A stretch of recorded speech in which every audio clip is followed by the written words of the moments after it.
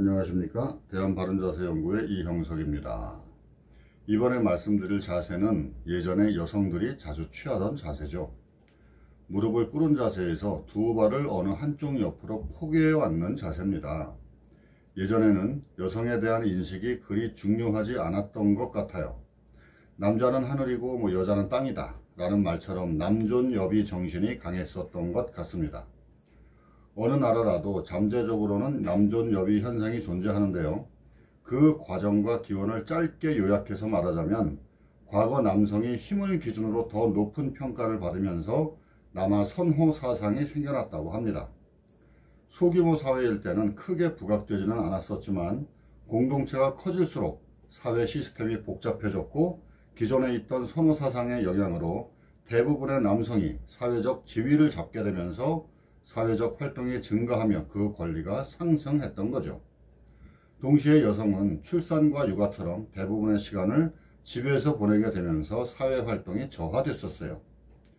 이때부터 남녀 간의 차등이 발생하기 시작했고 시간이 지날수록 단순한 남아 선호 사상이었던 것이 여와 혐오가 내포될 정도로 극단적인 변해가기 시작했죠.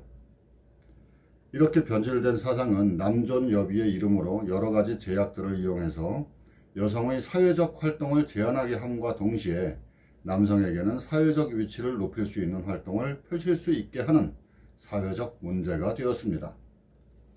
그리고 정도의 차이는 있겠지만 오랫동안 인류는 전쟁이 많았었고 전쟁이 나면 남자들은 전장에서 많이 죽었죠. 진 쪽에서는 학살이 이루어졌어요.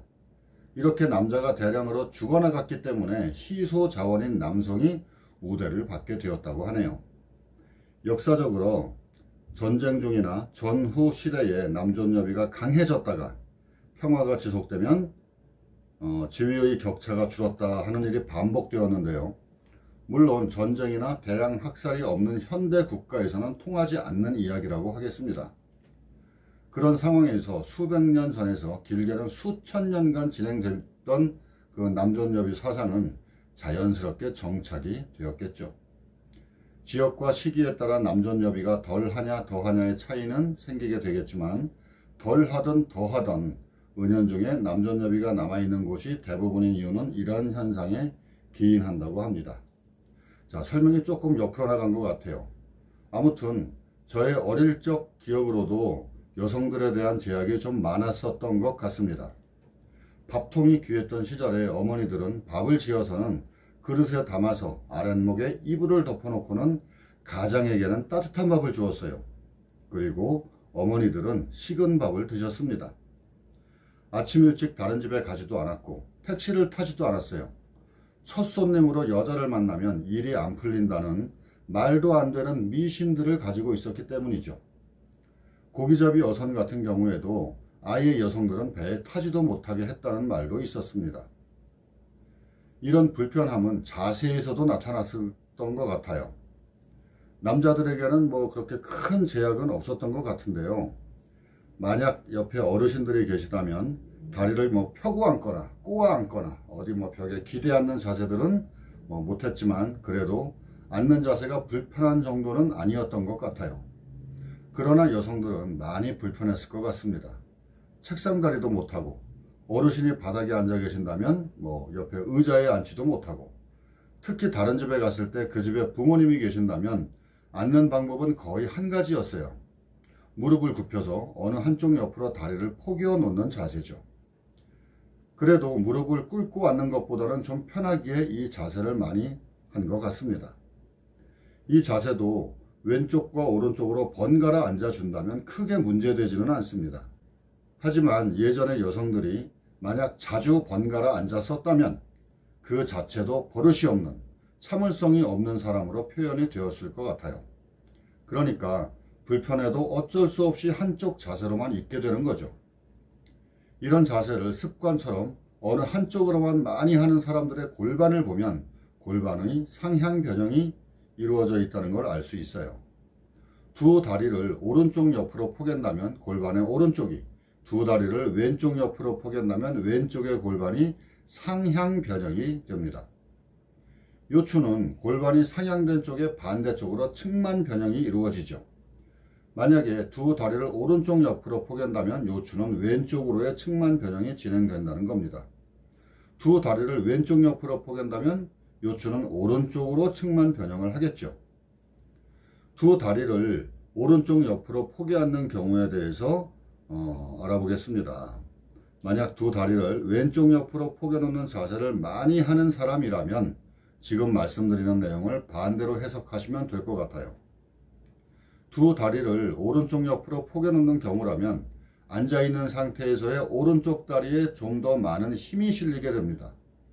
이런 사람이 걸음을 걷는다면 오른발을 디딜 때 좀 더 몸의 체중을 많이 싣게 되는 겁니다. 그럼 오른쪽 다리가 왼쪽에 비해서 근육이 발달을 하겠죠. 왼쪽 다리에 비해서 오른쪽 다리가 더 굵어진다는 말이 됩니다. 점점 더 발달할수록 발을 디디는 힘은 더 강해질 것이고요. 그러면 또 더 많이 굵어질 겁니다. 일반적으로 양쪽 다리의 둘레를 비교했을 때 5mm 이내의 차이라면 그냥 정상 범위라고 보셔도 돼요. 그러나 그 이상의 차이가 난다면 문제가 발생하게 되겠죠. 골반이 변형되고 그 위에 위치한 척추의 균형이 무너지게 되는 겁니다. 처음의 자세로 인해서 골반부터 문제가 생겼을 수도 있고 혹은 걸음걸이 때문에 다리 근육의 발달에 차이가 생기면서 골반에 문제가 생겼을 수도 있어요. 어떤 게 먼저인지는 밝히기 어렵겠지만 이런 분들은 자세나 걸음걸이나 모두 거의 동시에 이루어진다는 겁니다. 그게 편한 느낌을 받으니까 자연스럽게 실행이 되고 변형이 시작되는 거죠. 천장을 보고 누운 상태에서 두 무릎을 세우고 나서 두 무릎을 좌우로 번갈아 내려보세요. 있는 힘껏 내리는 게 아니라 자연스러운 범위에서 부드럽게 내려가는 지점까지만 내려서 양쪽을 비교해 보라는 겁니다. 두 다리를 오른쪽 옆으로 포갠 사람이라면 골반의 오른쪽에 상향되면서 골반은 시계 방향으로 이렇게 약간 회전이 되거든요. 그러면 누워서 무릎을 좌우로 내려볼 때 왼쪽으로 더 많이 내려간다는 걸 스스로 느낄 수가 있어요. 골반이 시계 방향으로 회전 변형이 되면 오른쪽으로 더 많이 내려가야 하는 게 아니냐고 생각할 수도 있겠지만 왼쪽으로 더 많이 내려갑니다. 선 자세에서 두 무릎을 굽혀서 좌우로 이렇게 회전시켜 본다면 오른쪽으로 더 많이 돌아갈 거예요. 하지만 누운 자세에서는 반대쪽이 더 많이 내려가게 되는 겁니다. 왜 그런지에 대한 이유는 활법 입문편에 올려놓을 거니까 참고하시기 바랍니다. 반대로 이렇게 누워서 무릎을 좌우로 내려보는 상태로 골반의 회전 변형이 있는지 없는지도 알 수 있는 겁니다.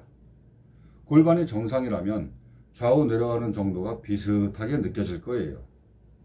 결론적으로 이렇게 두 무릎을 꿇은 상태에서의 두 다리를 좌우 옆으로 포개어 앉는 자세는 골반의 변형을 만드는 자세가 되는 겁니다. 골반이 변형되면 그 위에 척추의 균형이 무너진다고 했죠. 그로 인해서 작게는 허리 통증이나 변비가 발생할 수도 있고요. 더 나아가서는 허리 디스크나 요추 전방 전이증이 발생할 수도 있으며 성장기에 어느 한쪽 자세만을 자주 취한다면 척추 측만증으로 이어질 수도 있는 겁니다. 굳이 이런 자세를 하고 싶다면 좌우를 번갈아 가면서 취해 주시고요. 가끔 일어나서 허리를 둥글게 돌려주시거나 기지개를 펴듯이 허리 근육을 이완시켜주면 골반의 변형은 발생하지 않습니다. 자, 오늘은 앉는 자세 중에서 여성들에게서 자주 볼 수 있는 자세에 대해서 말씀을 드려봤습니다. 오늘도 시청해 주신 여러분께 감사의 말씀을 드립니다. 안녕히 계십시오.